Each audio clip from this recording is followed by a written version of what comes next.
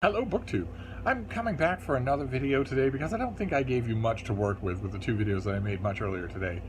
I don't know what the reason for that is. I am a bit distracted. There's a couple of tedious real-world things going on that are distracting me, and also it's crushingly hot and humid for the fifth day in a row here in Boston. Just crushingly hot and humid, with the daytime temperatures up in the 90s Fahrenheit with really noticeable humidity and no cloud cover, no moisture, no hint of any kind of relief.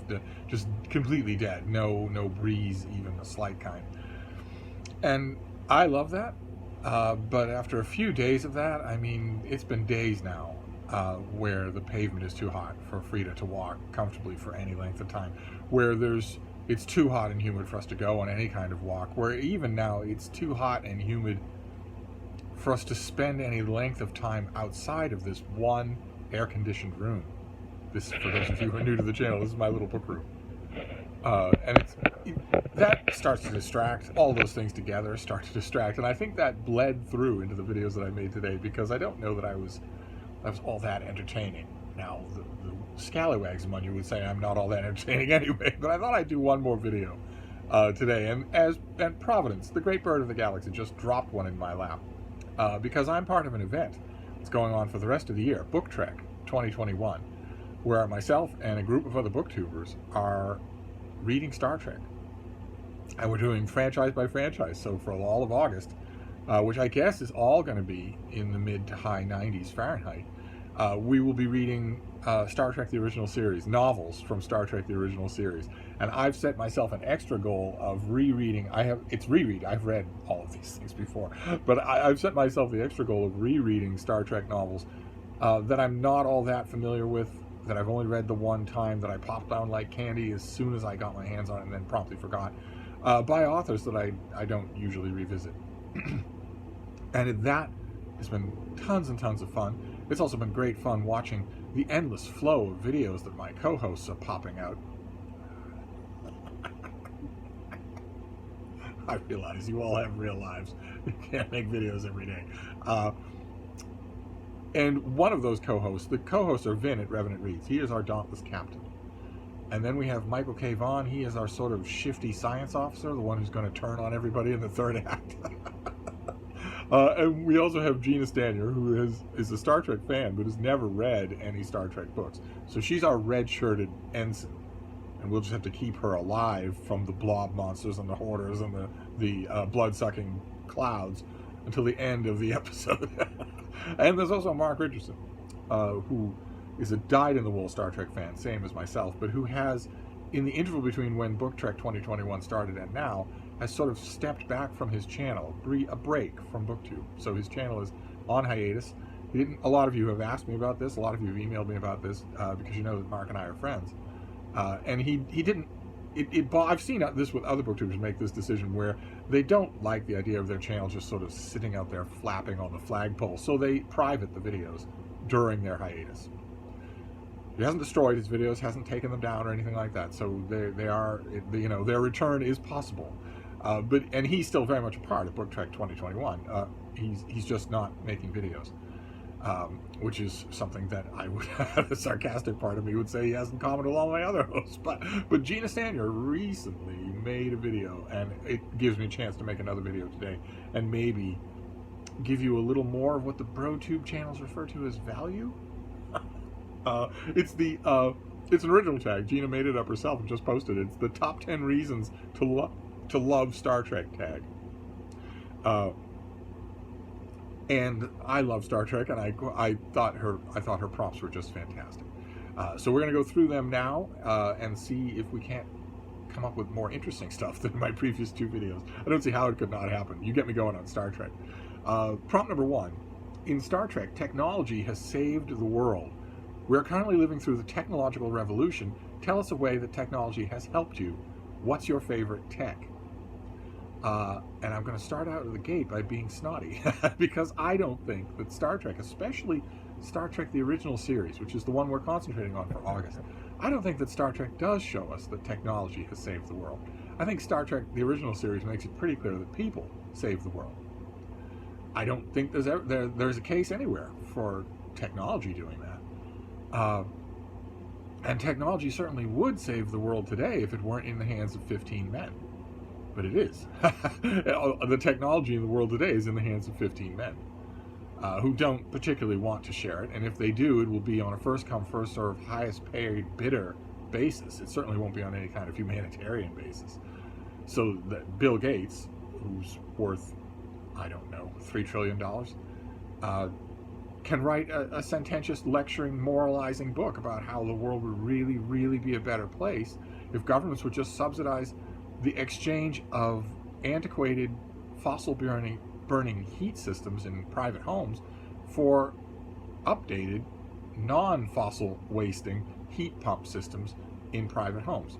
Bill Gates himself, alone, one person, could buy those systems for every house in the Western world.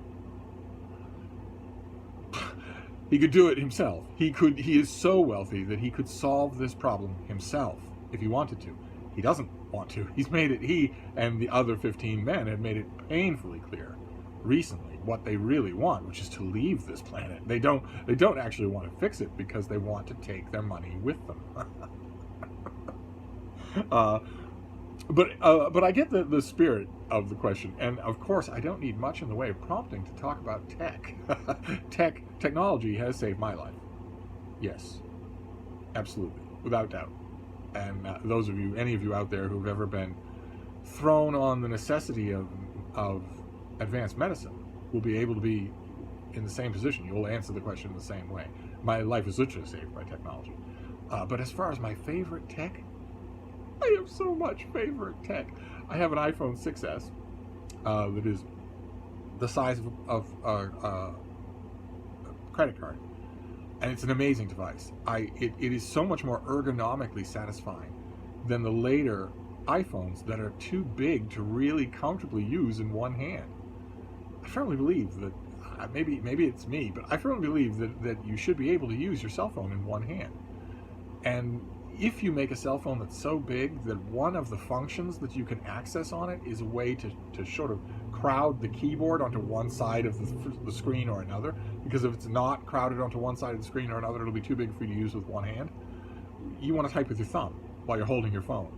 And there are the larger iPhones, the iPhone 10, I had an iPhone 7S. It was too big to type on with one hand. The 8, the 9, the iPhone 10, all the way up to 12. They are what's known as phablets. They are a combination of a phone and a tablet. They are inconveniently big. And so you would think, based on that statement, that I wouldn't want one. Oh, what I kind of do. I kind of do. I know what my next piece of tech is going to be. It's going to be a big, newer iPhone that I'm going to get to work as a phone. I'm going to get it to work as a phone. I love my $15 burner phone. I bought just a track phone on Amazon for $15 that I can fill with an ongoing plan. Has a phone number. Actually works perfectly well as a cellular device. It's an Android item, so it has. I loaded it with. It has plenty of memory. I loaded it with Instagram and YouTube and Twitter and Google Docs and whatnot. It could be my only computer. And it costs $15. It's a miracle, in other words. But the larger, gorgeous iPhones, one of you emailed me the other day and said that you really like your iPhone 12. I came an inch away from saying, if you have an iPhone 12, that means you have an iPhone 10 sitting in a desk or cabinet somewhere. What's the phrase? Just gathering dust. I am sure as sure can be, that one of you, listening to the sound of my voice, has an iPhone 10 that's just gathering dust. You could raise your hand, you could let me know that and send it to me. I'll happily send you books from the Brattle in exchange. But one way or another, that's my next piece of tech. But I love my iPhone 6S. I have a MacBook Air. I had an old MacBook Air from 2013, 2011, something like that I loved, but the keys were I was starting to erode the keys on it. So I got a newer MacBook Air, and I love the keys on it. The keys are not the usual scissor butterfly type thing. They lay flat on the device. So if you put the device on some sort of absorbent pad, a pillow of some kind on your lap when you're typing, which, keep in mind, you should do anyway if you're a man. You should do that anyway. A man or woman, actually. You always want to shield your dilithium chamber from any kind of electronic technology. If you have your laptop on your lap, make sure you have a pad underneath it, a pillow underneath it of some kind. But I noticed with this is the first Apple keyboard I've ever seen on this MacBook. It's a 2019 MacBook Air, I think, something like that, fairly late. One of the newest pieces of technology I have in terms of year of issue. And I've noticed that when I have it on a nice absorbent pillow or something like that, it's fantastic to type on. Just fantastic. Better than the old design of Apple keyboard. So I love that MacBook, that new MacBook Air. The only problem that I have with it is that Photo Booth, the very bargain basement, bloatware filming app that comes with the MacBook that I use to make YouTube videos, kicks out on that MacBook Air. For some reason, I will be filming on it and it will just stop. And I have asked in help forums all over the web to find out what I'm doing wrong. And it looks to me like I'm not doing anything wrong. It looks like that issue of MacBook just glitches with Photo Booth. Which is kind of annoying, because I kind of wanted it to be my one and only, my one device to rule them all. But I also have an iPad. I got a newer iPad.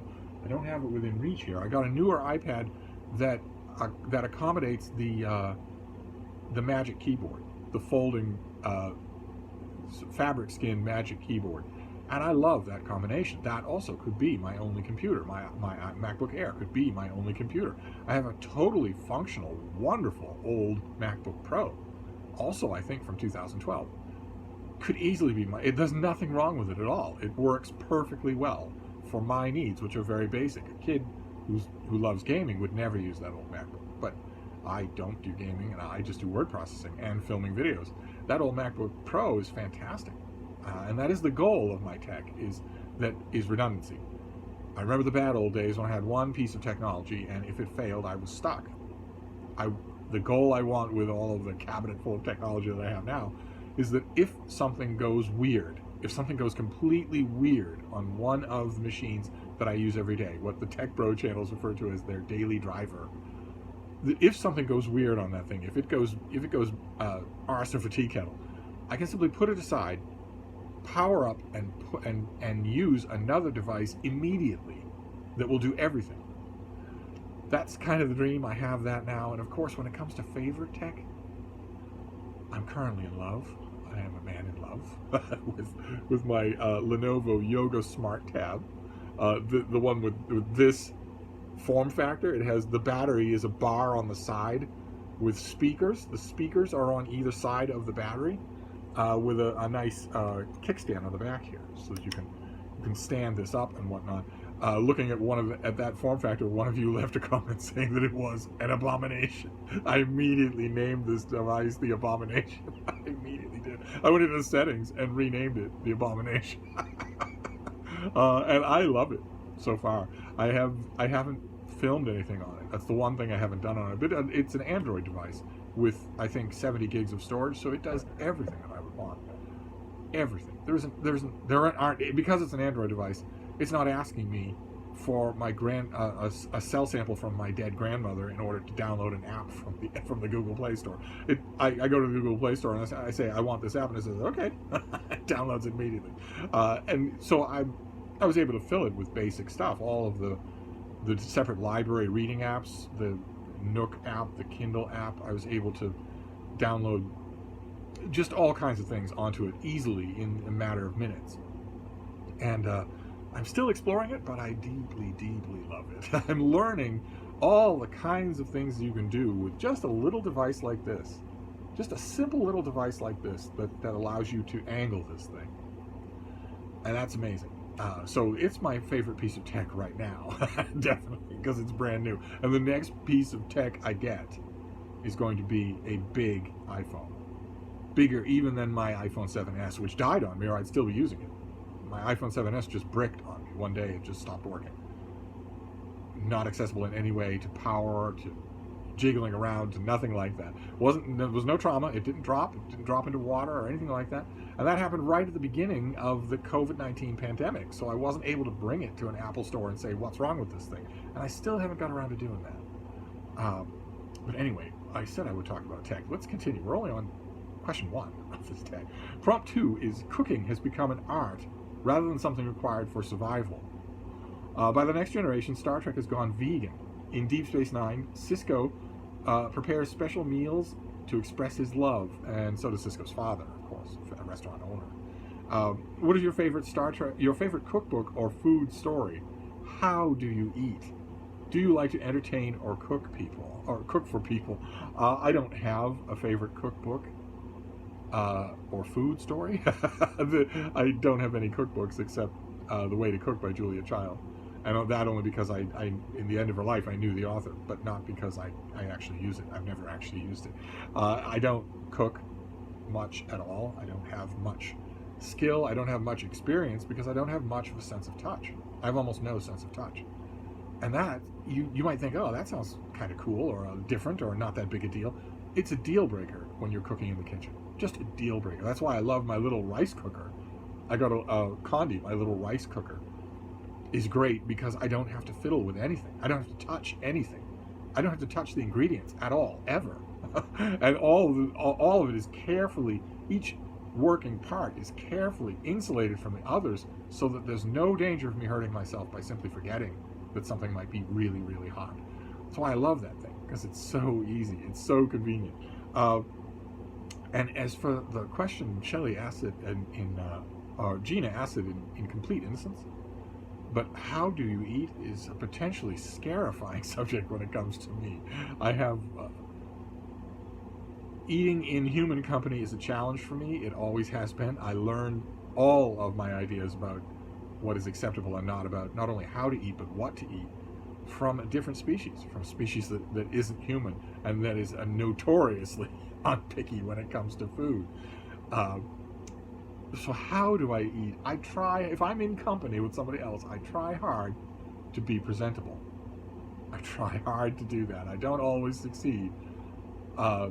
Left completely to my own devices, I eat a lot and I bolt my food. And I also don't like to share it at all. Not at all. I remember one of the first times when I was out in human society as an adult, I had a plate of food. I was in a room full of roommates in college, and I walked by one of them and she playfully grabbed something off my plate, and it was all I could do not to go for her throat. I don't share food, and I bolt it. But I try to control all of those things. I try to be better at all of those things. And as for the final question, do you like to entertain or cook for people? The only real thing that I ever really learned how to cook was scrambled eggs and bacon. And I'm not sure that it's any good. I'm not sure that it's something that I would really all that often do for someone. If I have someone here overnight as a guest, I'll happily make them a breakfast if they want. But as far as entertaining, oh my, do I love to do that. Not any big deal, not Elsa Maxwell, but I love having people over here to Hyde Cottage. There's a fry shop 2 doors up. They're wonderful people. They have their menu is huge, full of really good food that's really bad for you. There's nothing that I like better than either going there, or if my guests have another preference, than using Grubhub or something like that. Getting food in here. I don't cook it myself, but getting food in here, getting a mountain of just a swimming pool of wine in here, and having friends over food and then wine into the wee small hours. There's nothing I like better.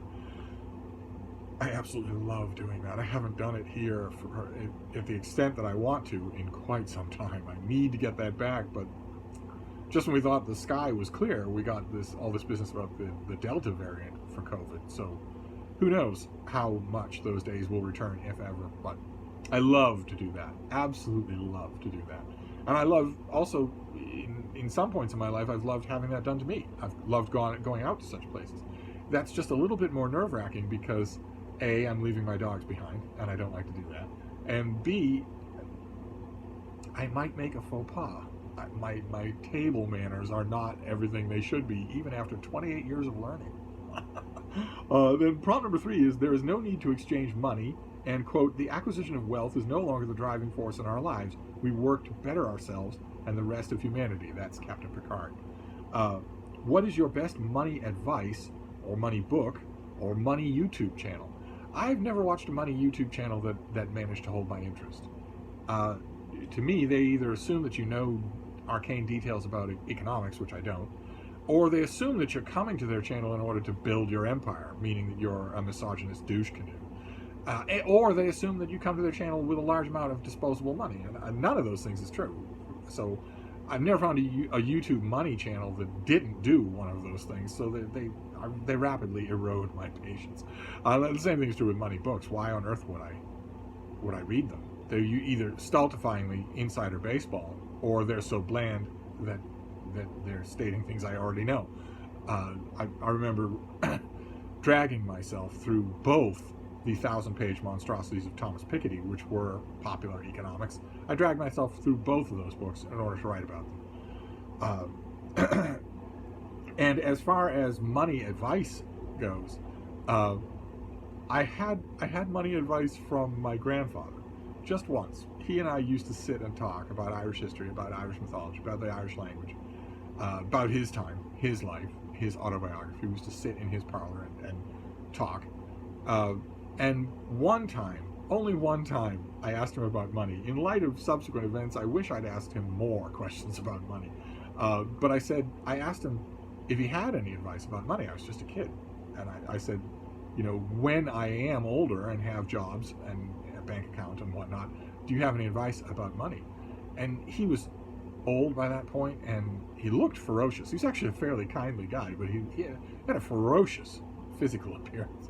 And he said, never let money make you unhappy. I've kind of thought about that a lot in the many, many, many years since he said that. Never let money make you unhappy. So I think about that a lot. I think it would be fair to say I think about that at least once a week. I'm not sure that I always succeed. I don't know that all of us do. But anyway, prompt number 4 is they drink a lot of coffee and tea. I love the episodes where a convivial cup of coffee is served up on the bridge of the original series. I'd actually forgotten that happened, that Yeoman Rand is often up on the bridge with a fresh pot of coffee. What is your favorite beverage? Do you like going out for coffee? I'll answer the second one first. I don't drink coffee at all, and I don't like it. The times when I've had it, it tastes like petroleum. And from what I've learned of it, I don't think I would like the physical changes that it causes in you either. But one way or another, it's a habit, and I don't have that habit. It is the most benign of all the chemical addictions on earth. Just a colloidal suspension. It does some damage to your nervous system, but not in the way that I see most coffee drinkers do it. Most coffee drinkers I know will have a cup to get them started in the morning, and then maybe one in the afternoon to keep them going, and then they stop. After that, it's the people who do it really bad, the people who are living on coffee all day long. Those are the ones that will experience those kinds of trouble. Otherwise, it's the most harmless of the everyday addictions that I encounter. But I do like going out for people. Suggest it all the time. Pre-COVID, they suggested it all the time. It was sort of a de facto thing to do. If you don't know someone that well, if you have maybe a website or a business thing to talk about, or getting to know someone, let's go out for coffee. It's a little awkward because I'm not going to drink coffee when we do that, but ordinarily I find a way. I kind of wish, years and years ago, in the UK especially, and maybe still in the UK and in the EU, the version of going out for coffee was, let's go out for a drink. Let's go out to a wine bar or a restaurant and get a meal and a drink. I much prefer that, but either way, my palate is extremely limited. I drink orange juice, no pulp. I drink water, and I drink cheap red wine, and that's it. Once upon a time, for many years of my life, I would say I drink those 3 things, all 3, every day in huge amounts. That's not true anymore. I have orange juice every day. I have a lot of water every day. I just recently got a tall metal sort of water container or water bottle. I got a little metal water bottle last time Frida and I were up in Vermont, and I really liked it. I'd seen people using them all the time and swearing by them to stay hydrated throughout the day, but I'd never really done it, and then I got one and up in Vermont and really liked it. So I ordered one that was twice as big, and from Amazon, and it came, and oh my god, I live with that thing. Absolutely love it. Absolutely love it. And I've also noticed something. that I might want to preach about, which is when the Dude Bro Health channels, they're all frauds, keep in mind, they're all frauds. The Dude Bro Health channels are all lying to you. They're putting themselves forward as examples of how best to live a life because they are scrupulously hiding from their YouTube channel and from all of their social media that they chain smoke. They're scrupulously hiding that from you. As far as I can tell, all of them do. And the only way that you're ever going to be able to see that is if they manage not to police the social media accounts of the people who are out with them. Then you'll see the photos of their actual lived reality, which is treating their bodies like a garbage pan. The one thing they say universally on their channels is that the virtues of being well hydrated. There are statistics for Americans, I'm sure it's even worse for Europeans, that a lot of people go a whole day without drinking a glass of water. That is not staying hydrated. That's entering into a hydration deficit that I think a lot of people live in. And I guess I was too, because when I started hydrating with this metal canister, where I'm having water all the time, you feel completely better. It feels much better. So I might preach on that subject. But let's see here. Prompt number 5. All the Star Trek series attempt to address social issues of their time. What is your favorite book on a topic that is important to you? There are many. This is a nice broad prompt. You can use it for almost anything. I have a book in mind. I jotted it down here on the yoga because I read it a couple of years ago and it really impressed me. And I still think about it a lot because I think the problem that it talks about has grown worse over time. I think it's slowly creeping up in the rearview mirror, getting very little attention, and getting very little attention because it very much doesn't want your attention. The book is Proud Boys and the White Ethno-State by Alexandra Minna Stern. And it's not just about the Proud Boys, Gavin McInnes's group, the Proud Boys. It's also about all sorts of other alt-right domestic terrorist groups. And their increasing organization, their increasing roll call, the increasing danger that they pose to society. I think about Proud Boys and the White Ethno-State a lot, and once I realized that at the beginning of this year, and I still think about that book a lot. And once I realized that it was fulfilling the main criterion for whether or not a book graduates from the Rastified Cottage to this room. That's one of the things about the books in this room, is that they've lodged in a deeper layer of the stratosphere. So I moved it into this room. It's a skinny little thing, but it's on one of these shelves, and I do recommend it. I do very much recommend it. Prompt number 6 is Spock and Kirk have the best relationship of any show or series ever. I think that means Star Trek series. I think. Share a book with a unique or complex relationship, or share your favorite Star Trek relationship. Well, books with unique or complex relationship, when you talk about Kirk and Spock, it's a rare thing. The relationship there is a rare thing. Popular arts have a very hard time conveying in complex 3 dimensions the non-romantic friendship between two men. It's a very hard thing for popular arts to do. I think probably because most adult men don't experience it, including the writers and producers of these popular arts shows. It's depressingly rare. And so if they haven't experienced it, they probably don't do it very well. I like very much the relationship between Kirk and Spock in the original series and then developed in the movies. I like that very, very much. I have another favorite Star Trek relationship, and that is Benjamin Sisko and Jadzia Dax in Deep Space Nine. Because Jadzia is a beautiful young woman, but Dax, the symbiont who's inside Jadzia, she's a Trill. They have a shared consciousness. It's a little hard to explain in a very intriguing kind of way. Dax is centuries old, and Benjamin Sisko is one of those rare people who knew a previous incarnation of a Trill and now knows another one, now knows a later one. Benjamin Sisko, when he was a young man, knew Curzon Dax, the previous host of Jadzia's Trill. And Curzon Dax was a legend, as a diplomat, as a roisterer, as a party animal, as a mentor. And then Benjamin Sisko, advances, goes to Starfleet, advances in the ranks, becomes a captain finally, commands Deep Space Nine, and one of his officers is that same person, only it's a different person. It's not Curzon Dax, it's Jadzia Dax. And so he in the course of the series, he refers to this beautiful young woman as old man.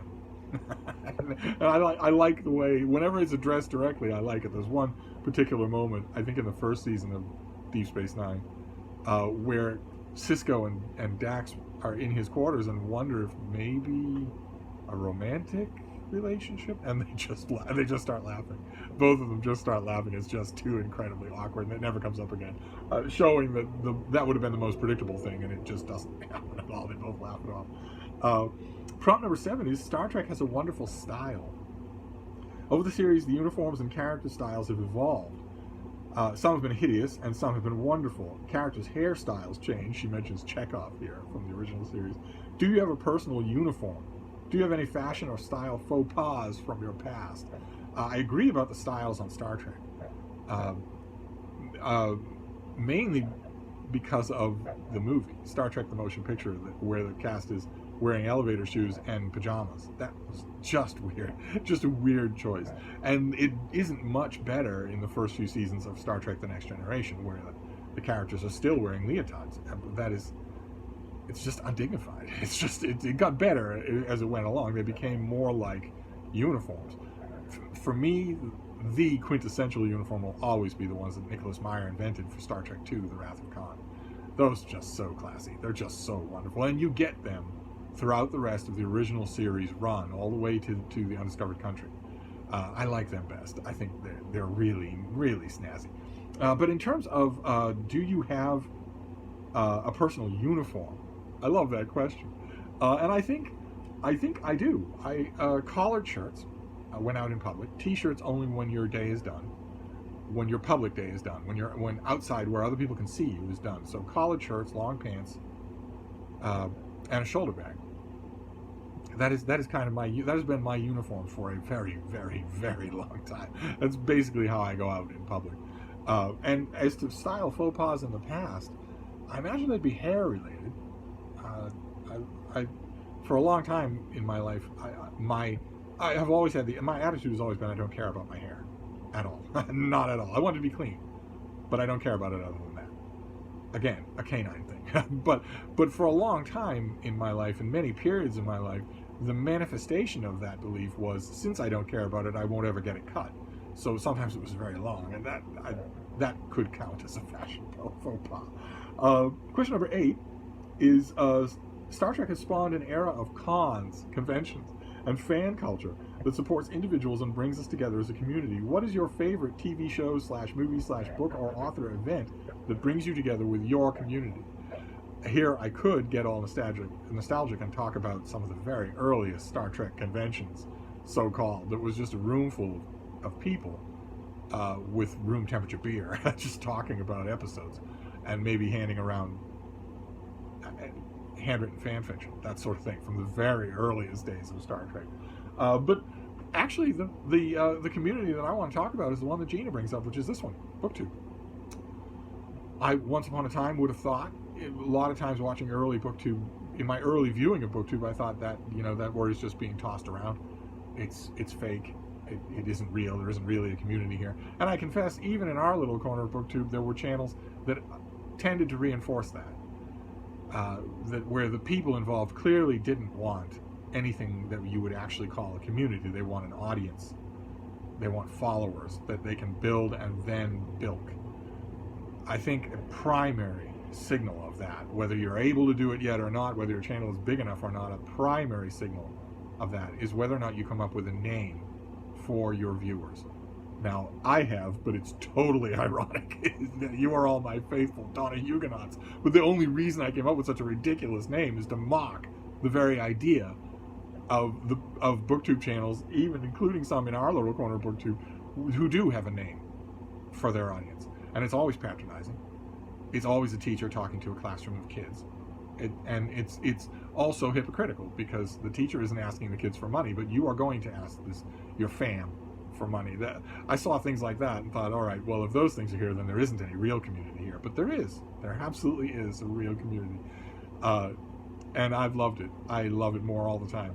I just think it's fantastic. If it weren't for a sense of community, I mean, if it weren't for that, I wouldn't be making videos. I have plenty, unlike a lot of people on BookTube, I have plenty of people to talk books about.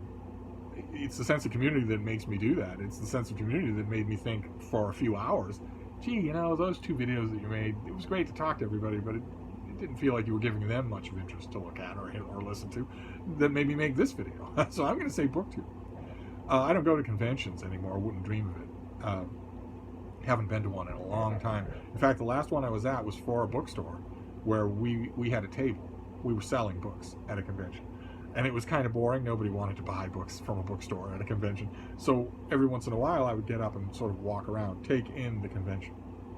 Wouldn't have, seeing it for what it was, I wouldn't have paid to go to it for all the tea in China. so I don't think I'll ever be going to a convention again. With this community, I can't get enough of it. Let's see here. Question number 9 is, Star Trek books have beautiful and weird cover art. What is your favorite weird and beautiful book or cover art? Show us your favorite books. Now, I could go on and on and on doing this, but I have a few examples here. One I always bring up that rather fascinates me. This is, I think, a self-published book. This is M.J. Pearson's novel, Helpless. Only one can save him. We have a diabolical Victorian gentleman and what may be his latest victim. I can't help but show this cover. Unfortunately, or maybe fortunately, this scene never happens in the book. But still, imagine that, getting that past the author's approval. Also, another cover, one that has become world famous. It wasn't this book's original cover. The original cover of this book was quite boring. And then it got a new cover when it was adapted to a movie, and the new cover is sheerly brilliant. I think the fact that this is so familiar to us blinds us sometimes to how incredibly effective this cover is. It's just amazing. Just amazing. It's, of course, the cover of the original Jaws. And then, of course, you're going to do a Star Trek tag about cover artwork. You're going to want to talk about Star Trek. And I want to show you some of the very earliest Star Trek covers were James Blish's numbered adaptations of the scripts for the original series. Which at first, the first 3 of them had just studio stills of the series promotional poster as a cover. It wasn't anything. But then the book sold well enough so that they started commissioning original cover artwork, and it's beautiful. Even after all this time, I know there's an element of sentiment involved here, but I think that objectively these things are just lovely. You've got Star Trek 10, for instance. Look at that. That is just amazing. You've got Star Trek 9. Just incredible. I know there's an element of nostalgia baked in here. This is one of my favorites, Star Trek 8. Look at that. Just lovely. The composition of it, the coloring, just lovely. You've got Star Trek 4, a very simple thing, the Enterprise hanging there in space. And probably my favorite Star Trek cover of all is Star Trek 6. Where you have the ship up in the sky, and you have 3 adventurers on a planet's surface who are in various stages of dematerialization. So one of the ways that I want to stress that this is a really effective cover is that you don't need to know anything about Star Trek. Take this off. If you don't know anything about Star Trek, that is still going to intrigue you. Why those people are some of them are dematerializing. That's still going to be intriguing. I just love that. Absolutely love that. I also have a deep, deep emotional connection to the cover artwork, the original cover artwork for Star Trek The New Voyages and Star Trek The New Voyages 2. I love the original cover artwork for both of those, but I couldn't find my copies. And then question number 10. What have we got here? Why is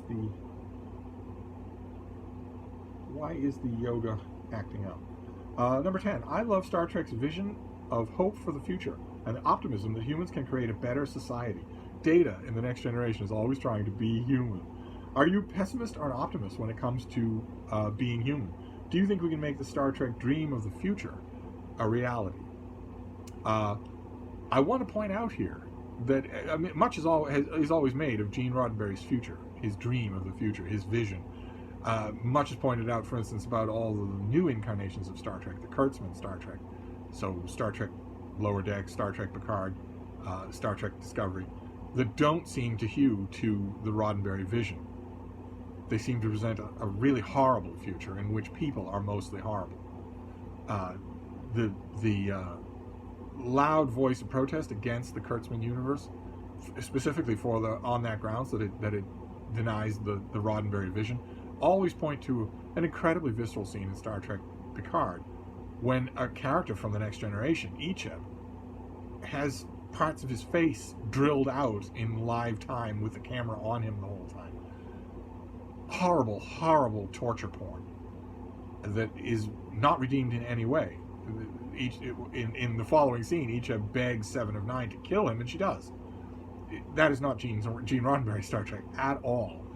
And there are a lot of critics of the Kurtzman verse for saying that's the main violence that it does to the inheritance of Star Trek. But I want to point out, even before Kurtzman, I want to point out that much mileage is made of Gene Roddenberry's vision, but Gene Roddenberry himself makes it very clear in the original series, the thing we're doing for Book Trek this month, that there was a lot of suffering between the 1960s and Jim Kirk's era. A lot of suffering. That dream didn't immediately materialize, and it wasn't painless at all. We're told there's a Third World War with mind-staggering casualties.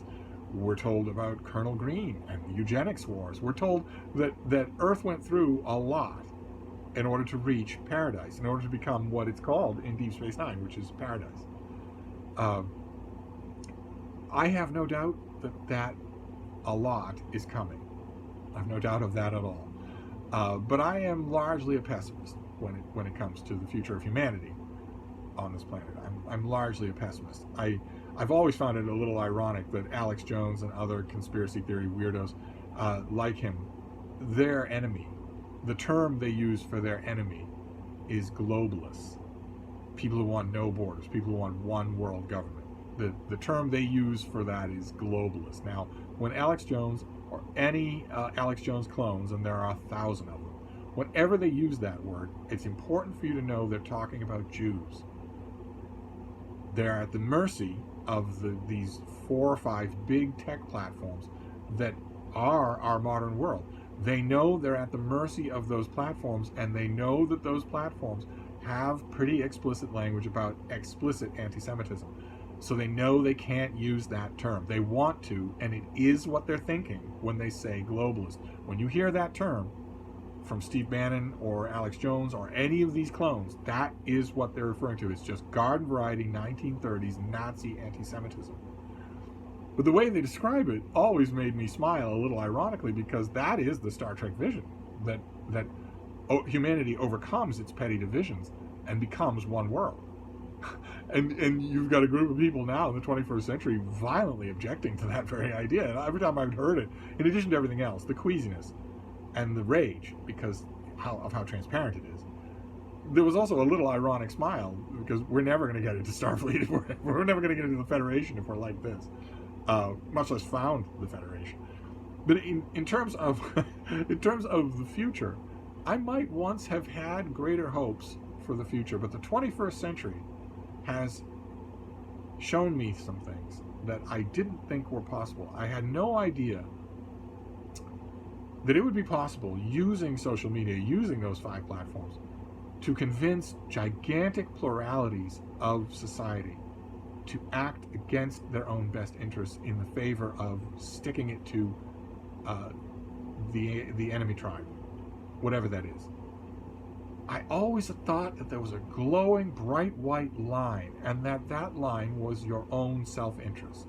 That no matter how depraved a politician or a strongman you are, you will not be able to get your society to consistently work to its own destruction. You won't be able to get them to be enthusiastically in favor of that. You might be able to force them to do it for a while in a coercive state, but certainly in a free state, you'll never be able to get them to do that for any length of time.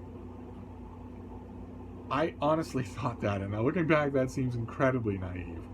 And then in 2015, a major candidate ran, and the major part of his platform was, I'm going to strip you of your health care. And huge numbers of people voted. They voted him into office specifically on the promise of hurting their lives. And he did. As much as he possibly could, he did. And that same figure, I mean, that shook me right there. It was amazing. A lot of Americans thought the same thing. They thought, Not so much about Donald Trump. They thought I had no idea how many Americans in this country, these are my own people, I had no idea how many of them were this dumb, this evil, this vicious, this stupid. And then a pandemic came along. I started seeing the news out of Italy. I started seeing grainy pictures out of China, people falling down flat on their face in a shopping mall, fully clothed, obviously too sick to move. And in the back of my mind, I thought, all right, well, telling people you're going to take away their health care, I'm going to take away your health care, but while you're suffering from that, I'll also punish anybody that isn't white, and you're going to love that. I thought, okay, well, that might have worked, but surely you cannot do that with a pandemic. A virus is completely apolitical. And if it's going to affect you, if it's going to kill people you won't be able to do that. That bright white line will reassert itself if there's an actual catastrophe. And it didn't. It didn't, and it still hasn't. If you are a Trump follower in this country, that means you don't believe that you should be vaccinated. It means you are not going to get yourself, your children, your grandparents, your parents, you're not going to believe in this virus. Believing that the virus is even real means you're the other tribe. It's completely politicized, in other words. Not a little bit. It's completely politicized. And knowing that, now that I know that it's all up for grabs, that there isn't even, that's the deepest bond that you can get. Your own personal, physical safety and the well-being of your family, of your own loved ones. If that is on the table, depending on the manipulations of social media, then anything is. And if anything is on the table, then the Roddenberry future will not materialize. Will not happen. And so I would say I classify myself as a pessimist. I find it very, very hard I think we've had it easy in the 21st century so far. This rot that runs throughout the kind of scenario that I'm talking about, where people are choosing their own realities to live in, and saying that that clip that went viral yesterday of this idiot woman testifying in front of some sort of committee and saying that COVID isn't real, that it's a fake disease, that it's a plandemic, that the whole thing is fake, that the virus isn't even real, and that the people who died didn't die of COVID. She's not the only one. It's easy to look at that viral clip and think this is just one, suburban lunatic woman. But that's not true. I've seen Instagram influencers with millions of followers use the term plandemic. Say pretty much openly as they can be. They know the platform will ban them if they say it too openly. But say as openly as they can that they don't believe that any of this is real. If that's the case, then we're doomed. Because that means that when an actual existential crisis does happen, you'll have 1,000 people saying that it isn't real. And you might think, well, surely COVID-19 counts as an existential crisis. Well, it does, and part of the reason why it's so bad is because you have huge enclaves of people saying, I'm going to choose to live in a reality in which this isn't real. Imagine, though, if we weren't getting it easy. Imagine if we were talking about military invasion, or a version of COVID-19 that's 10 times worse than COVID-19. Imagine if that were true in the state that we're in now. So maybe the people who do this tag will be more optimistic than I am, and maybe that will change my mind. I certainly hope so. But that is the 10 reasons to love Star Trek tag. And on a bit of a downer, but maybe you won't when you do this tag, and I want you to do this tag. I want you to do this tag. If you are watching this video and your blood is hemoglobin-based, is your blood oxygen-based? If those two things are true, then I want you to do this tag. And maybe strike a happier note on the last prompt. Thank you, BookTube.